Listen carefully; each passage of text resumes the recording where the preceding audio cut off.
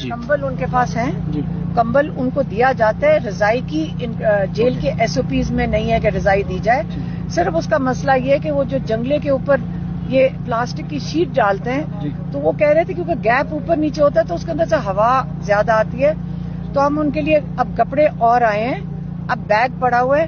ایک بہت بڑی مہم ہوتی ہے کہ جو بیگ پڑا ہوتا ہے ڈپٹی سپتین ورک کے کمرے میں، ہم اس بیگ کو کئی دن کی مہم ہوتی ہے کہ وہ کپڑے اب عمران خان تک کب پہنچتے ہیں یہ الگ بات ہے. اچھا عمران ویسے ماضی میں جب مریم نواز اڈیالہ جیل تھی تو وہ کہہ چکی ہیں کہ میں کپڑے بھی خود استری کرتی تھی، فرائی پان سے کرتی تھی. عمران خان کیسے کرتی ہیں؟ دیکھیں میری بات سنیں، آپ ارریلیونٹ کی طرف چلے جائیں. میں آپ کو ویسے میں بات کریں، آپ یاد رکھیں وہ 1.5 سال سے جیل میں بیٹھے ہیں.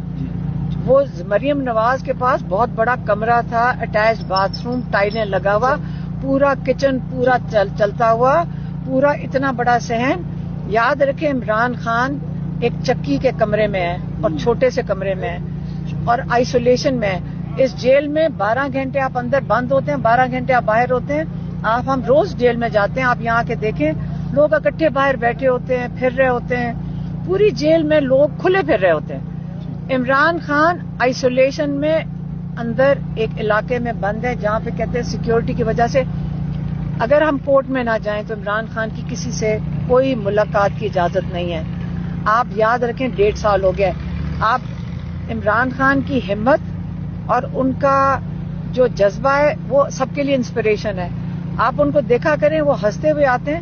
کل جو لوگ آئے نا ATC کورٹ میں وہ پریشان ہو گئے دیکھے کہ ایک جوان انسان ماشاءاللہ نکل رہے کیونکہ ان کا ایمان بڑا